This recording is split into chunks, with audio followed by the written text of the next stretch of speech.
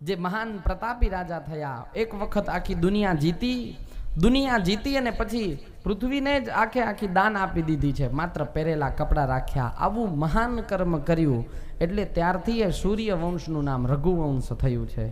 એ રઘુવંશ જ્યાંથી એક નવી રીતની શરૂઆત થઈ અને એ રઘુકુલ રીતિ સદા ચલિયાઈ રામ જાય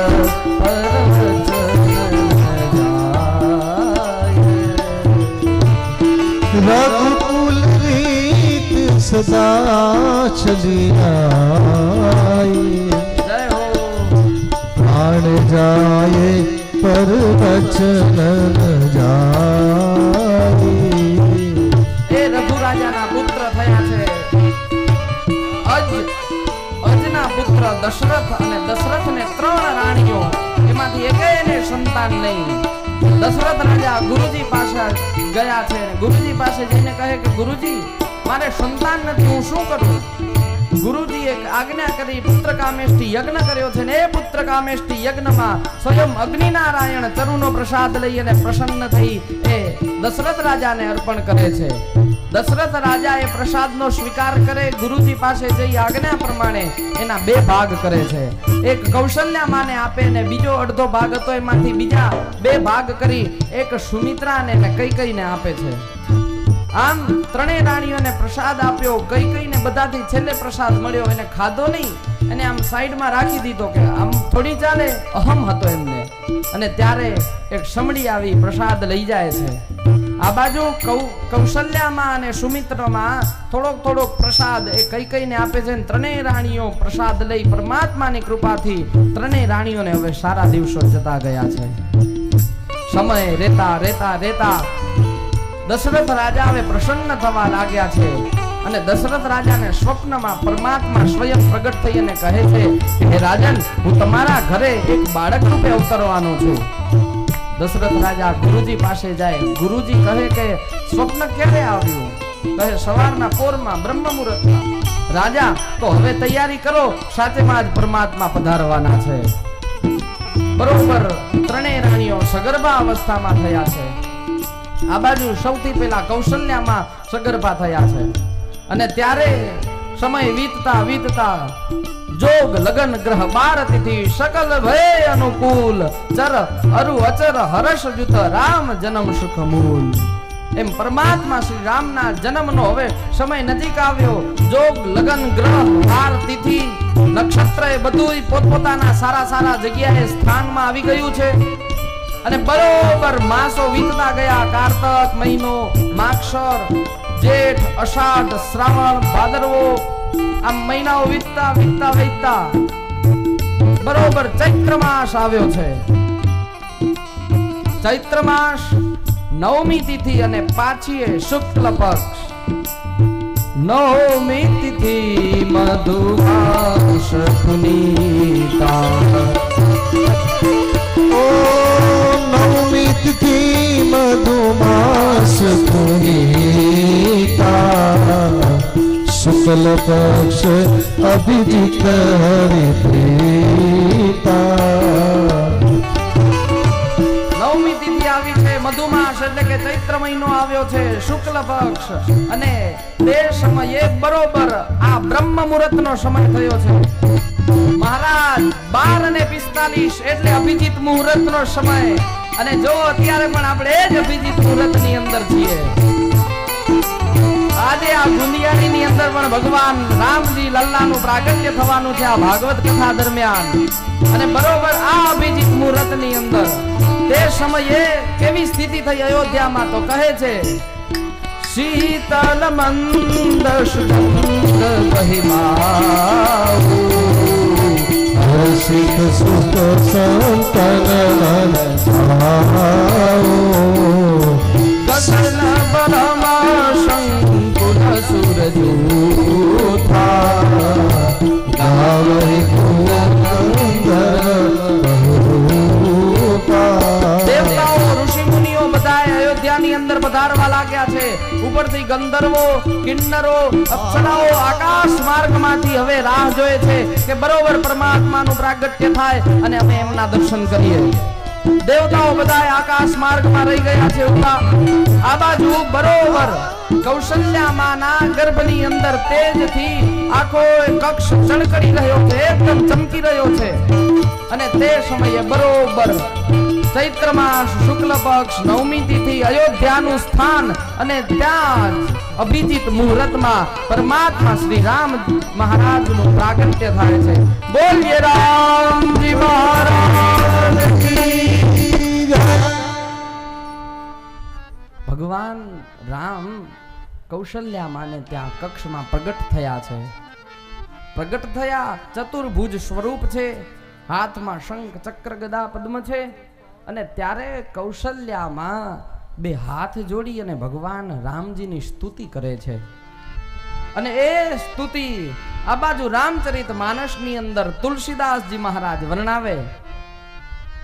ભય પ્રગટ કૃપાલા દીન દયાલા કૌશલ્યા હિતકારી હર્ષત મત હારી મુનિમાન હારી અદ્ભુત રૂપ વિચારી અભિરામા અભિરામા અભિરામ તનુ ગાન શ્યામા નિજ આયુધ ભુજ ચારી ભૂષણવાન માલા નયના વિશાલા શોભા સિંધુ કરારી ભગત કૃપાલા દીન દયાલા કૌશલ્યા હિતકારી હર્ષિત મહતારી મુનિમાન હારી અદ્ભુત રૂપ વિચારી. આપણી સમક્ષ પણ ભગવાન રામજી મહારાજના બાલ સ્વરૂપની ઝાંખી આવી રહી છે. સૌ તાળીઓના ગડગડાટથી તેમનું સ્વાગત કરીએ.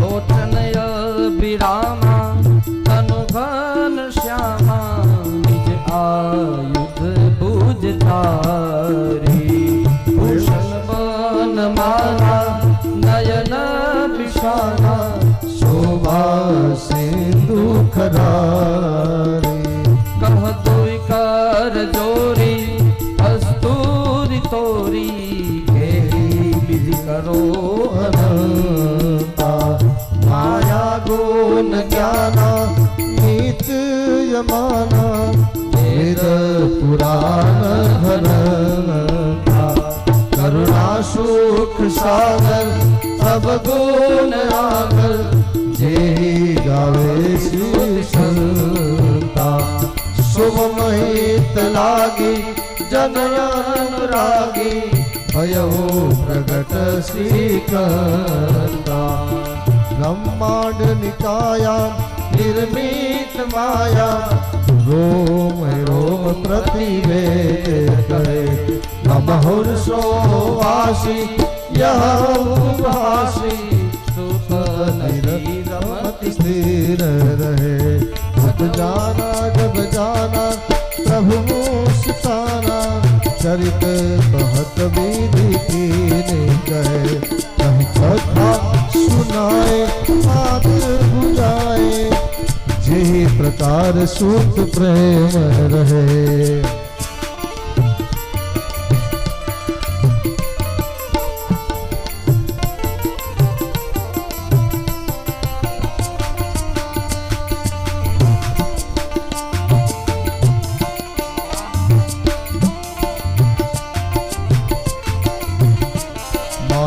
पूनी बोली सोमती डोली तजहु तात यह रूपा जे सुशी लीला अति प्रिय शीला यह सुख परमनोपा यह वचन सुजाना रोदन ठाना वही बालक सुर भूपा यह चरित जे गावे हरिपद पावे तेने पर भव रूपा है प्रकट कृपाला दीन दयाला कौशल्या हितकारी हर्षित महतारी मुनिमान हारी अद्भुत रूप विचारे अद्भुत रूप विचारे अद्भुत रूप विचारे। बोल श्री रामचंद्र भगवान की। अयोध्यानी अंदर तो परमात्मा श्री राम प्रगट थया कौशल्या माना कक्षमा चतुर्भुज स्वरूपे। પછી કૌશલ્યા માએ આ સ્તુતિ કરી જે તુલસીદાસજીએ આપણાને આપી। ભય પ્રગટ કૃપાલા દીન દયાલા કૌશલ્યા હિતકારી।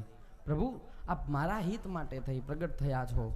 આપ મારા આ દેહને આજે તમે પાવન કર્યો છે। પ્રભુ આપ પ્રગટ તો થયા પણ આટલા મોટા સ્વરૂપમાં આવું તો છોડી ચાલે। તમે પ્રગટ થયા નાના બાળકનું સ્વરૂપ ધારણ કરો। કીજે શિશુ લીલા અતિ પ્રિય શીલા। શિશુ બાળક લીલા કરો પ્રભુ। અને ત્યારે પ્રભુજીએ નાના એવા બાલક સુર ભૂપા હોહી બાલક નાના બાળકનું રૂપ ધારણ કર્યું અને ત્યારબાદ જોર જોરથી રડવા લાગ્યા। દાસ દાસીઓ આવવા લાગ્યા। આ આખી એ વાત અયોધ્યામાં ફેલાવા લાગી છે। પછી તો એ આખી અયોધ્યાની અંદર જાણે તો દિવાળી હોય એવું વાતાવરણ છવાઈ ગયું છે। અને બધા જ લોકો દોડતા દોડતા હવે અયોધ્યાના મહેલની અંદર પ્રવેશે છે। એટલી બધી ભીડ થઈ ગઈ કે કૌશલ્યા માને ત્યાં લાલાનો જન્મ થયો છે, જન્મ થયો છે। બધા જ દોડતા દોડતા ગયા જાણે આજ તો અયોધ્યામાં દિવાળીનો માહોલ થયો હોય। मेरे झोपड़ी के बाग सारे खुल जाएंगे राम आएंगे। मेरी झोपड़ी के बाग यहाँ खुल जाएंगे राम आएंगे। मेरी झोपड़ी के बाग यहाँ खुल जाएंगे राम आएंगे। राम आएंगे आएंगे राम आएंगे। राम आएंगे आएंगे राम आएंगे। मेरी झोपड़ी के बाग यहाँ खुल जाएंगे राम आएंगे।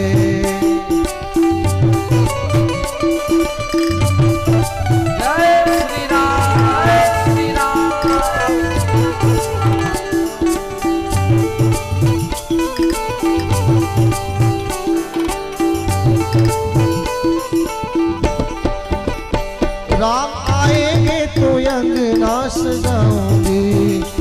दीप जला के दिवाली में मनाऊंगी। राम आएंगे तो अंगना सजाऊंगी। ओ दीप जला के दिवाली में मनाऊंगी। मेरे जन्मों के पाप सारे मिट जाएंगे राम आएंगे। मेरे जन्मों के पाप आज मिट जाएंगे राम आएंगे। સૌ સાથે તાળીઓ પાડીને ગાઈશું।